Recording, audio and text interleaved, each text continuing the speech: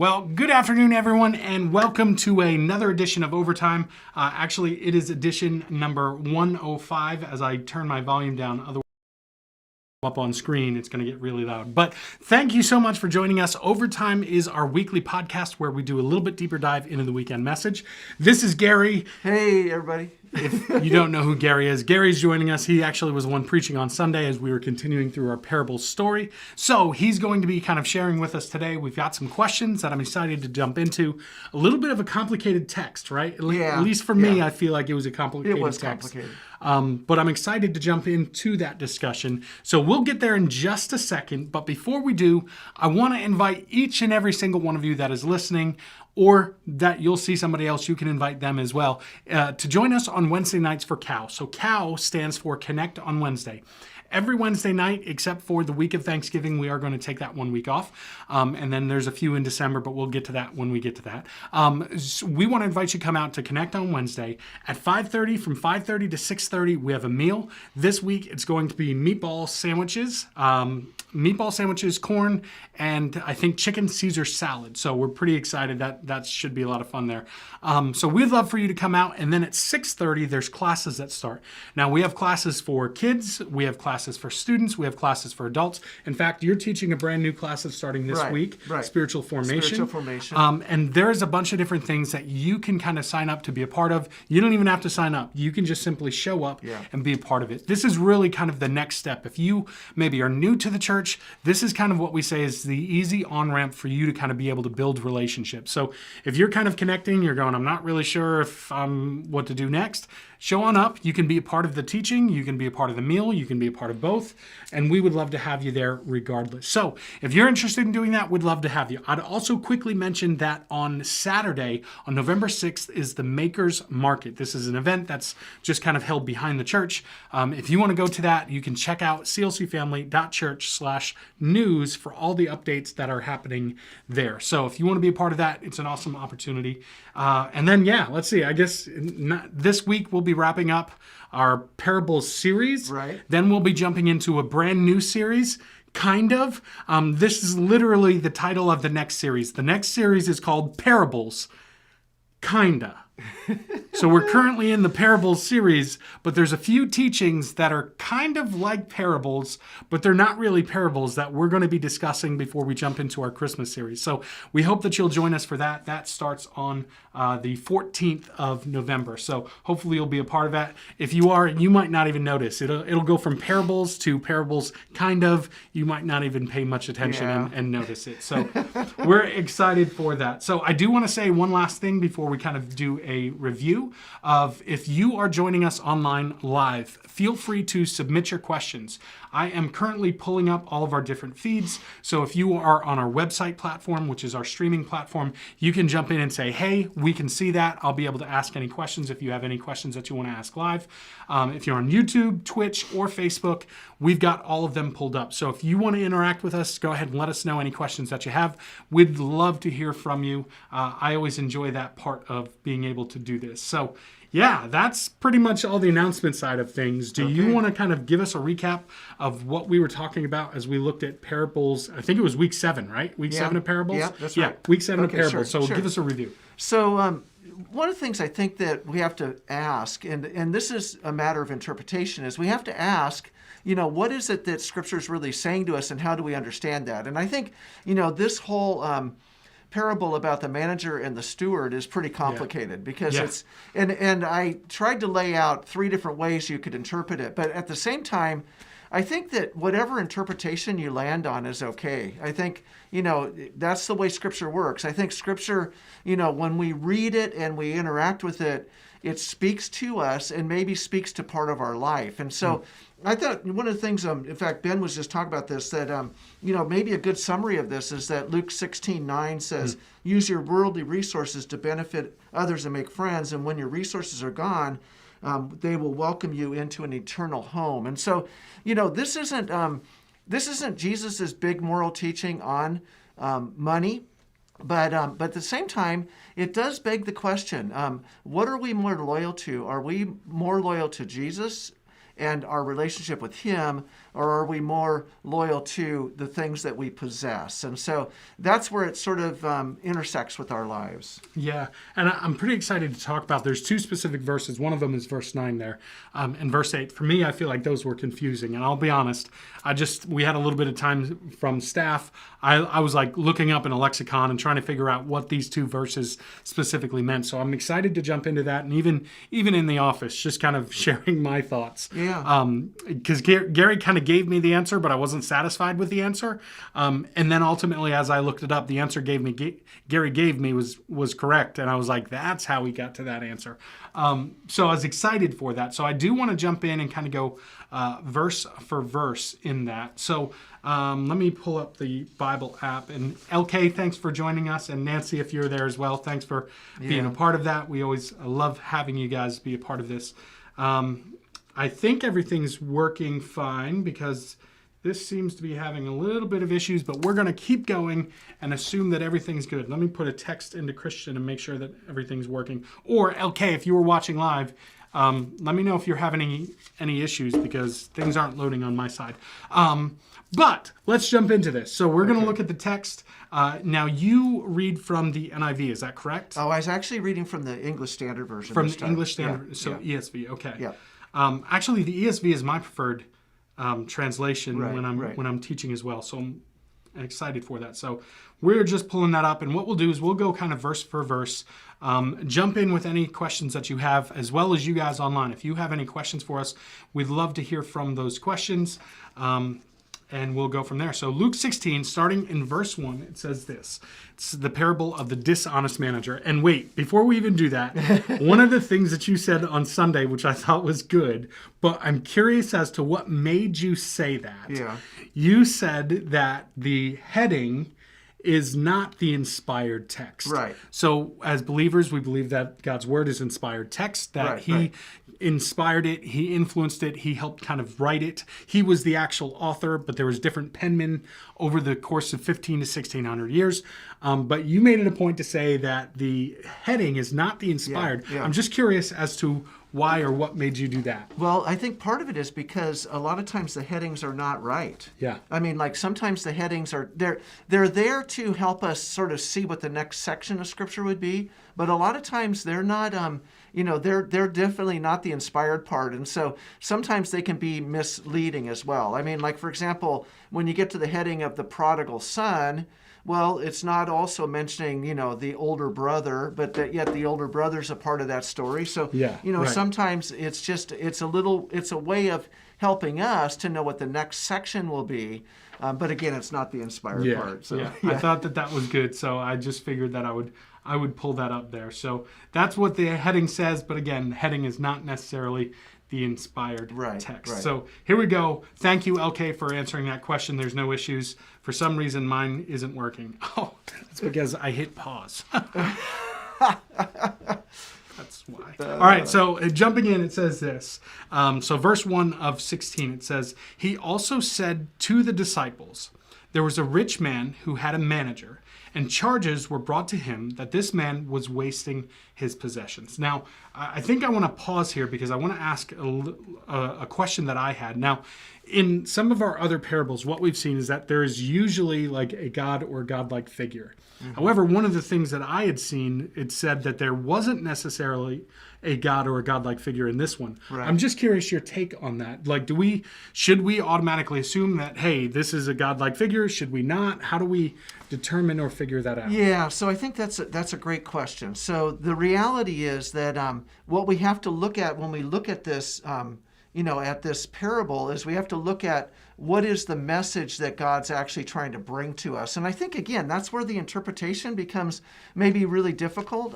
I said already that, a lot of people interpret it this different ways. And I think however you land with it, one of the things that I have enjoyed is doing Lectio Divina, which is sort of a kind of scripture reading, but you're actually, at the same time you're reading, you're listening, and you're listening for what's the word or phrase that God will bring to you. Yeah. And so I think those are good spiritual disciplines for us to think about. But at the same time, as we're going through this, and actually it's interesting because when they talked about this disciple wasting possessions, Yeah.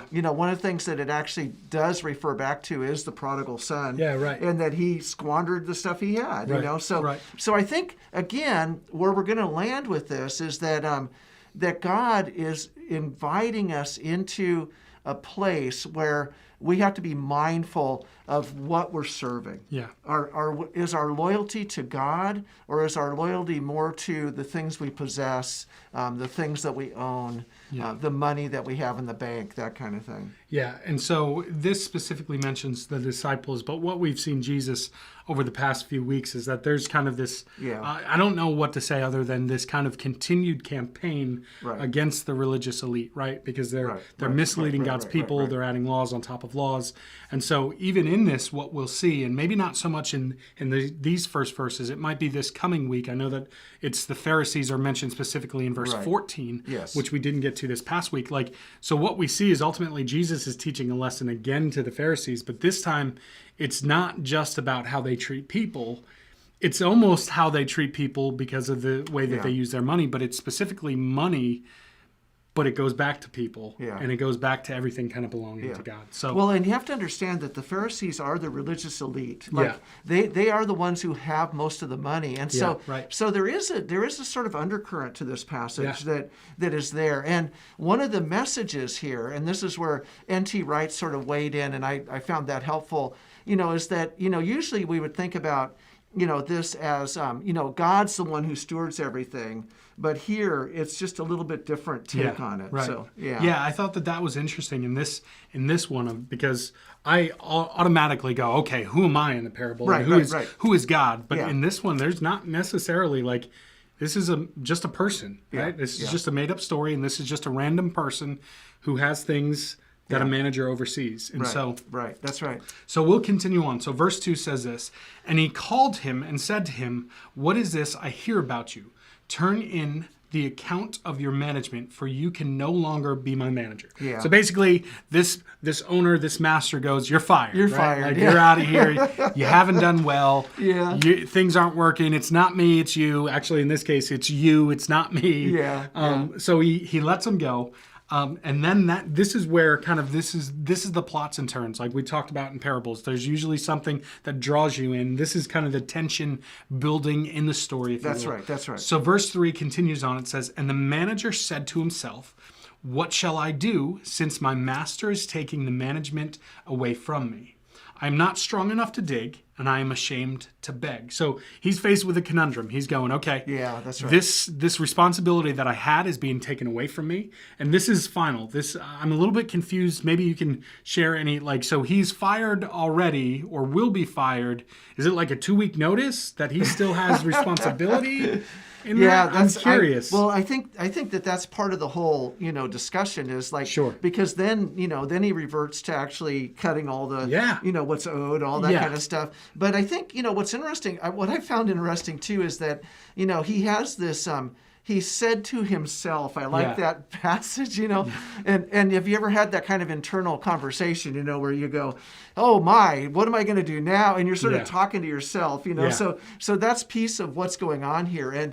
But the reality is that he's facing a dilemma, and I think this is, again, what you said, Ben, so this is where the tension in the story is building, right? And so everybody who's watching this, and again, to sort of cut to the chase, I guess, the one that I landed on is that that I think that Jesus is actually pointing out that that Israel has been squandering God's goods. Sure. But even more than that, that there is a sense in which what has been given to Israel needs to be used to give to the poor. And they haven't been acting on that. So I think this is Jesus sort of calling that out. Now, he's doing it in a little bit of a roundabout way, but that's what a parable is, right? A parable. And I've often thought about this. One of the definitions for a parable is that it's a heavenly story with an earthly meaning. I like to think of it more as an extended metaphor. And what I mean by that is that an extended metaphor is basically where there is a contrast being made, but it's a little bit more subtle. And so you have to actually dig to try to figure out what is being made as that contrast. Yeah. So I think that we'll get there, but I do feel like it's it's different. So we'll continue on, and I do want you to kind of share your thoughts and your opinions on the different ways that you can interpret this. So Right. jump in if I'm past that point where you would do that. So verse 5. So 4 finishes up saying, or verse 4, sorry, that was verse 3. Verse 4 says, I have decided what to do, so that when I am removed from management, people may receive me into their houses. Verse 5, so summoning his master's debtors, one by one, he said to the first, how much do you owe my master? He said, 100 measures of oil. He said to him, take your bill and sit down quickly and write 50. Verse 7, then he said to another, how much do you owe? He said, 100 measures of wheat. He said to him, take your bill and write 80. And then we'll pause there. Actually, let me read verse 8 and then we'll pause because this is where a question. Yeah. It says, the master commended the dishonest manager for his shrewdness. For the sons of this world are more shrewd in dealing with their own generation than the sons of light. Yeah. So wow. maybe let's pause on verse 8 because there's a lot of for me there's question and even from Sunday of confusion of going I don't fully understand this is not a good thing. The master just lost out on a ton of money. Right. There's stuff that's owed to this master that he's not going to get, but yet he commends the dishonest. But maybe before we get to that, so basically... let me say, too, that, part of it is that what's happening now in this parable is that what's being done can't be undone. Right. So there's a piece of that, too, that I think is really important, that, as this steward now is sort of slashing what's owed, that can't be taken up later. And also, it puts the master in a bind, because he now has to complain if he doesn't like what's happening, which is not going to be very favorable for him either. So it's an interesting sort of conundrum for them, I think. Yeah. Just reading the chat, In-Ring says that we are stewards, not owners. What we possess is not to be used. What we possess is to be used to further God's purpose, or further the Master's purposes and goals. And I want to get to that. So thank you, LK, for sharing that. Yeah. But as we look at this, so just kind of story-wide, looking at this parable, so this guy is faced with a difficult decision. He's going, okay, I'm going to be without a job. So what am I going to do? I'm going to actually do some business dealings that present me as favorable to my masters, the people that owe my master money. So that way, you had said this on Sunday, kind of the unspoken, they would be almost bound by honor to kind of respect and kind of help this guy out because he's, in a sense, helping them out. It's not with his funds and not with his things, but he's helping them out. So they're kind of honor bound eventually to help him. Yeah. So he lands on this decision to do this. And then I guess we'll focus then on verse 8. The master commends. Go ahead. Well, let me say, too, that so David Bailey, in his book about parables, he's a great author and has done a lot of study in Mid-Eastern, religion, things like that. He talks about that this was a shame-based society. Sure. And so I think that's another thing that's important to understand. There's a lot of shame in the prodigal asking for his inheritance early. Yeah. In fact, enough that Bailey would say they should have kicked him out of the house, should have made him a public spectacle, for everybody else. You want to make sure that everybody realizes that is not the way to act. Right. And so I think, again, what we're seeing here is that this shame-based kind of thing is coming to apply here as well, if that makes sense. Yeah, absolutely. I'm sorry. I've got notifications popping up everywhere. Okay. So verse 8, what I feel like so confused me is that the master commended the dishonest manager for his shrewdness. Yeah. So I don't know. Is there more that you want to say there? I feel like in me searching for an answer, I've got a few thoughts, but I don't know. Share what does that mean? Why in the world would this master applaud this manager?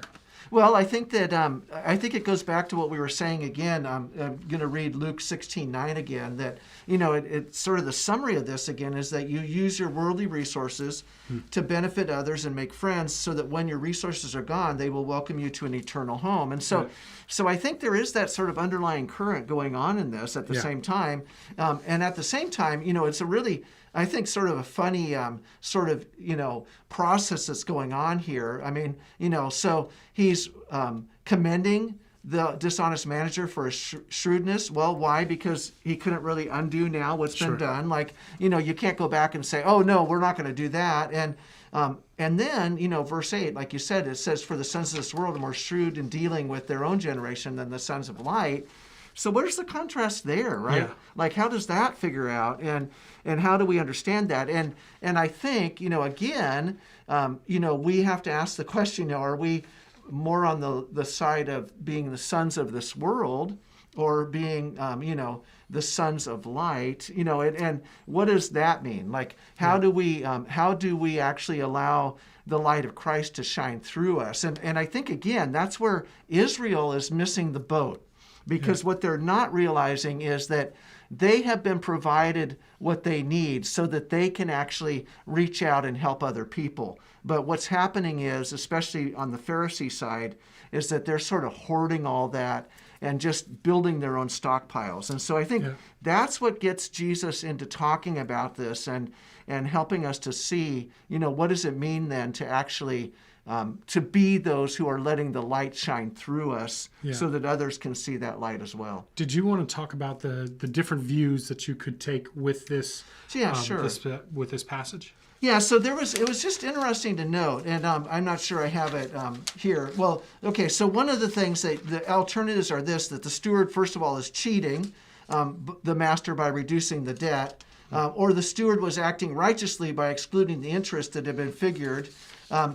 But I also thought that one of the things that sort of hit me, and this is where I think it took the most punch, at least for me, is that one of the simplest solutions, and the one that gives the parable the greatest punch, is to take the first alternative, which is just this, that the steward is actually dishonest, and he continues to squander the master's goods by arbitrarily slashing amounts owed by his debtors. And so, and again, this was sort of in conversation with N.T. Wright, looking at, how does all this work out? But I think, if we sort of minimize this, if we maximize it, then we realize that, what you're looking for in a parable is the thing that's going to be the most contrast. Yeah. The thing that's going to really stand out. And so, again, that first alternative that, the steward is actually dishonest, he's continuing to be dishonest even as he reduces the master's debts. Because, again, this stuff doesn't belong to the steward, it belongs to the master. Yeah. And so that's a big piece in that. Sorry, guys. I am having all types of computer issues. So if I don't see your chat, I apologize for that. Literally, I've got Facebook is the only one that's actually working the way that it should be, I think, right now. So I'm going to go ahead and read this. So verse 8 is, so he commends the dishonest manager for his shrewdness. I did look up that verse, or that word shrewdness, and what was the word that they replaced it for? Is basically a prudeness, right? Like, so basically his dealings with the people. So the manager is kind of applauding him in how he works with them. Man, I've got pop-ups over here too. I hope this is coming through. If not, I apologize. We are just having all types of issues today. So he applauds them for that, but it's in his dealings. And again, I think it does come back to exactly what you're saying, is understanding that what God is telling, or what Jesus is kind of telling his disciples at this time, specifically that's who's mentioned in the beginning of this, is that the disciples should use, verse 9, we'll read it right now. It says, verse 9, they should use basically what they have to make an impact and to make friends, in essence. Verse 9 says this, and then we'll get to the question that's somebody had submitted as well. Verse 9 says, and I tell you, make friends for yourself by means of unrighteous wealth, so that when it fails, they may receive you into eternal dwellings. Yeah. And that is a very confusing verse, because it sounds like Jesus is going, hey, make friends by ungodly ways, like ungodly means with money and resources, so that when it fails, they'll receive you in because you got money? Like, Right. It's kind of a big question That there. is a big one, yeah. So I do want to go ahead and read this question. So the question says this from one of our listeners. One verse in this parable puzzles me. Luke 16:9 says, "And I tell you, make friends for yourselves by means of unrighteous wealth, so that when it fails, they may receive you into the eternal dwellings." Jesus is speaking to his disciples, and the Pharisees are listening. Luke 14, that's where we see the Pharisees.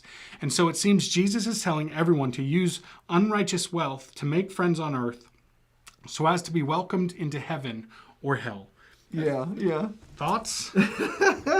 Well, I think that part of what's happening again is you've got this contrast here again. So, what happens is in a parable, there's a contrast. So what we have to ask of that, and I think this is where our interpretative means comes in, what is it that is actually happening here? And again, one of the things that Jesus is speaking to the Pharisees, which again, you cannot remove the Pharisees from the picture. Right. They're a really big part of this because we haven't seen them in the verse yet, but they're there. Yeah, they're there, and they're visible, and they are hearing what's happening. Yeah. Right. And so they know that Jesus is referring to them, and so I think that's the other piece that's just a part of this, and it's a little bit more subtle, but at the same time, it's there as well. Yeah, so we'll continue on. So, and that's where it's understanding that what Jesus is saying is to use what you have for his glory, right? For his kingdom. Use the resources that he has provided to be generous, to be kind and a good steward of the resources that God has given you. And in doing so, you'll be able to make friends that you'll be able to see in eternity. Right? Like it's this, so your friends will welcome you in the eternal dwelling is going basically so that you'll see them on the other side of eternity. Right. Like, so as you make friends, as you're generous, as you're kind, as you're a good steward with the resources, like using that to make friendships that have an eternal impact. Yeah. And I feel like that's what that verse is saying, which again, I agree. You can't remove the Pharisees from this. And again, this week, we'll be specifically focused on the Pharisees because this is when the Pharisees speak up and they're upset and they don't like it because they are the elite power. They're the ones that control the money. They're the ones that control kind of the rule and the laws. And Jesus is using that in another way of going, you miss what the kingdom of God is like. It's not wealth for self and for gain and for selfishness. Right. It's using the resources that God has for you to be generous so that you can have an eternal impact. Yeah. I think that's so important. And also remember that there's a certain focus the parable is going to take. Like I think, that it's not necessarily, this is not Jesus's full disclosure, full, view of money. I mean, this is going at a certain angle, and it's actually going after a certain group. And again, I think that part of the bottom line here is that God has given us resources for a reason. Yeah, right. And we need to be mindful of those who are under-resourced, so that we can actually help them out too. And so if we have stuff, like if we have money in the bank, I mean, part of it it's not so we can just hoard that and say, oh, great, I'm saving for my retirement, all that kind of stuff. And it's not that that's bad, but I think, the reality is that God has given us resources so that we can actually be a community. We can help each other. We can walk with each other. I was thinking about that with the care team, right? The care team is just such a great thing here at CLC. And, Dwayne is still heading that up, which is really cool. I'm so glad he's doing that. But the reality is that they're able to look at, they meet with people, talk with people, see what people need, help meet those needs. I mean, it's just such a great ministry. So really wonderful. I feel like I just remembered this. In verse 8, it says, the manager is talking. But again, it's Jesus' parable. The master commends the dishonest manager for his shrewdness. It says, the sons of this world are more shrewd in dealing with their own generation than the sons of light. And one of the I guess it's a commentary, it's actually gotquestions.org. I think it's a Baptist-based, so I can't always say that I agree with everything theologically with them, but so far I have a hard time pointing one of those things where I disagree with them. But gotquestions.org, I just typed in this question, and that's the first one that popped up of going, what does that mean? And one of the things that they were saying is that, unsaved people, so the wording that they use there is that sons of this world, those that don't have a relationship with Christ, tend to be a little bit more shrewd in their business dealings and the way that they kind of make money than the way that believers tend to do and be. And so they and it's true. Like, I think that you see that a lot of times in the business world. Like, if you are a believer, you might not agree to do something that maybe somebody else that's not a believer would do, because it gets them what they're looking for. They're a little bit more shrewd. They're a little bit more focused on those riches than what a believer is. And so that was kind of one of the points that they had made there as well. That's good. Any thoughts to that? Well, I think that again, it comes down to the fact that God has given us resources for a reason. And so if we're sort of hoarding our resources instead of looking at how we can help others, I think God gives us the stewardship of money so that we can use it to help others and to be with others and to build community together. So I think that's just a really important point on that. Yeah. So then continuing on, we'll jump to verse 10. So we just did 8 and 9, spent a good amount of time. It says, one who is faithful in very little is also faithful in much.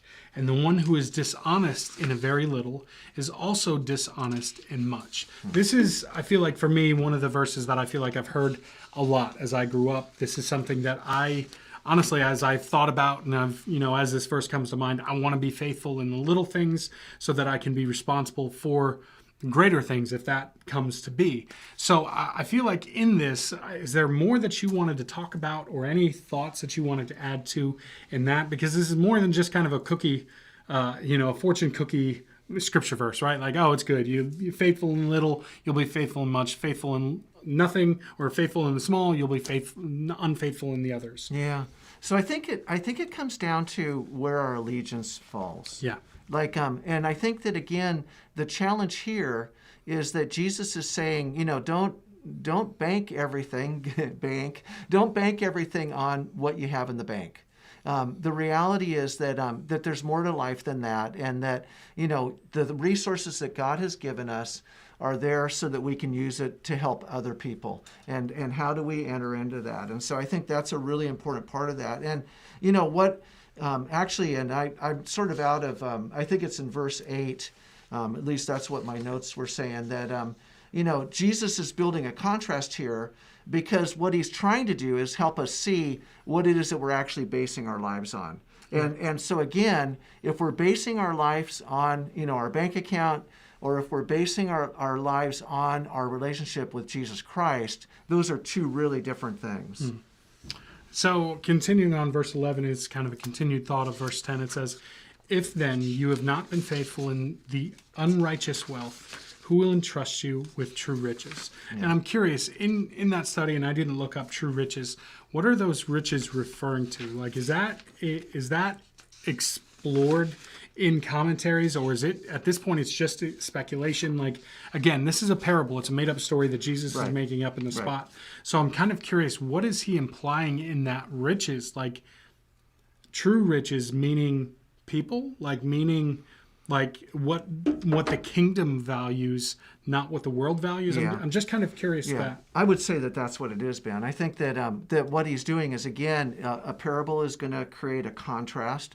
And so when Jesus says, what are the true riches, I think part of what he's talking about is that, there are other things that are really important in life. Yeah. And so, I was reading, and, some of the sayings about money are easy come, easy go. People use a lot of different sort of things, and actually there was an interesting sort of another kind of parable that I had talked about. We don't need to talk about that today, but just just this whole thing where there's a beggar that's brought before the visor, and he stole something because he was hungry.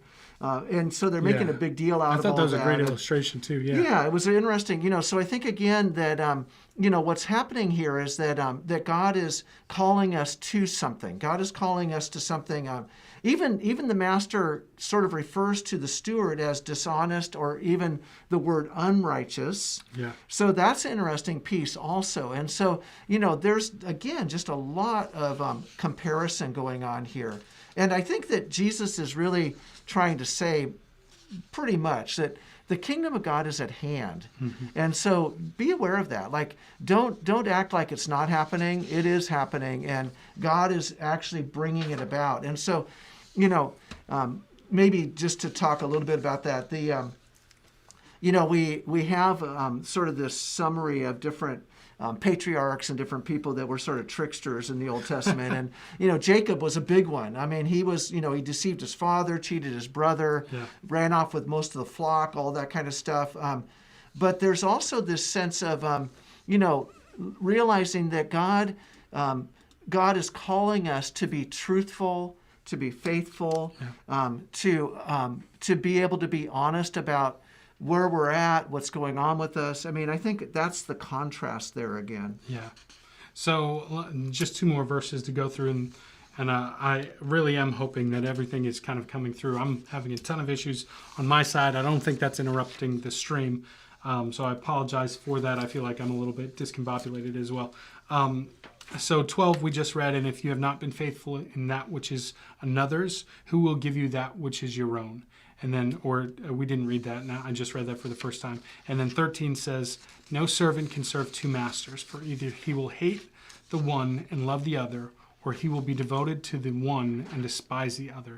You cannot serve God and money. Yeah. So here, again, I think it's important to distinguish, especially because as we get to 14, Jesus then addresses the Pharisees, right? Yeah. Or I should say maybe the Pharisees address Jesus. Right? Like, so Jesus is teaching his disciples the importance of using their resources, using the unrighteous, like money of the world, to use it as a resource. And then he's coming back to kind of saying, you can only serve one master. You serve, like, if your life is all about gain and all about that and pursuing that, then you've left no room for God. Yeah. Right? Like, so you can only serve one master. Yeah. The famous words of Abraham Lincoln, a house divided against itself cannot stand, right? Jesus said that. Yeah. But Abraham Lincoln quoted it like where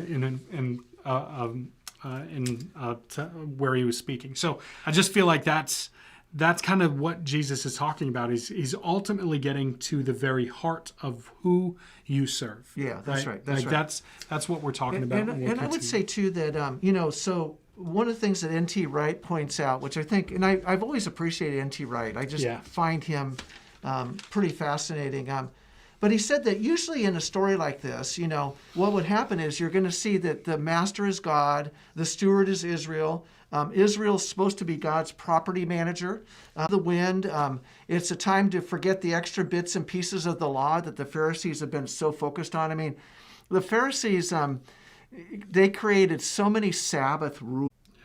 Yeah. And that will probably wrap up in the next 5 to 10 minutes. I mean, unless you've got more. But I think that's good. Yeah. So I think that, one of the things that I saw in this parable was that, as we continue to pass through turbulent times, and that there are times when as a church, we have to actually stop and reassess what matters and what doesn't. And so, one of the things I was reading was that, many of the mainline churches, which again, a mainline church has a denomination, all that kind of stuff that they're involved in, but they have been in decline for a long time now. And so one of the things that happens is, or one of the questions comes is, what's the traditional church to do when they're, faced with their own sort of limited lifespan? And I think, that's an interesting thing for us to think about too. Like, what does it mean then to be, to be the people of God in the place that God has planted us? How does that work? And, you think about people that have sort of won the lottery, right? And, but then again, they all of a sudden spend it all and they are bankrupt again. And, and so I think that part of what Jesus is saying here is that money is not the answer to all my problems. Right. It is not the answer to all my problems. And so a lot of the stories that we hear in the newspaper, all these different things happening, is that, people are, get money, they lose it, they find it again, they lose it again, all that kind of stuff. And, there's all these scandals about people, that are either embezzling it, losing it, getting it again, and all that kind of stuff. So I think, again, that part of what Jesus is saying here is that the lines between legitimate business and sharp practice are notoriously blurred. And so, I think maybe the good summary is that money is not a possession, but rather it's a trust, and that God does give it to us so that we can share it, and we can we can resource other people and encourage them as well. That's good. I think that for me, it's good to hear the reminder of that, right? Because it's so easily I can get focused on, okay, this or savings, or I've got to do this and that and this. And like I can get so preoccupied, but recognizing that money's a tool, right? Yeah. Like it's a trust. Yeah. God has entrusted me with this for the sake of his kingdom, Exactly. for my well-being, for my family's well-being, but also for the sake of his kingdom. Yeah, And I think that's right. that's important to kind of that's point out. right. That's right. Yeah, I'm not seeing any comments, or actually just saw one on Facebook. Awesome. Hopefully that just happened. I will say that I apologize if anybody's live and you've tried to ask any questions and it didn't come through, just having some technical difficulties today. But is there anything else in closing that you wanted to share? If not, we will go ahead and kind of wrap this up a little bit early. So I think that what this passage calls us to is it calls us to an evaluation of what do we focus or build our lives upon. I think that that's sort of the bottom line. And so again, it's a fundamental choice of allegiance. How are we being who God's called us to be, and doing that? There's a kind of accountability in that, because again, one of the things we know is that at some point God will evaluate the use of our resources, and I think that's okay, and we get that as well. And so I had a whole bunch of different verses that talk about stealing and all that kind of thing, but I think the reality is that that God is active and working, and wants us to be wise in the way that we use what God's given us, those resources that God's given us. So I think that's important for us to realize and be a part of. So if you are interested in kind of hearing the continuation of this on Sunday, we'll be wrapping up our parables series with that this coming Sunday. So we encourage you to be a part of that. As always, if you do have questions, or if there's anything that you would like us to kind of get to next week, you can email us overtime@clcfamily.church. You can text us 610-869-2140. We'd love to hear from you. And then you can also jump online when we are live and ask your questions there. So that's pretty much all that we've got for today. We want to say thank you so much for joining us. We hope that you're challenged and encouraged, and we hope to see you on Sunday and next week. If you've got any questions about anything, just feel free to let us know. So thanks for coming, everyone. God bless. Thank you.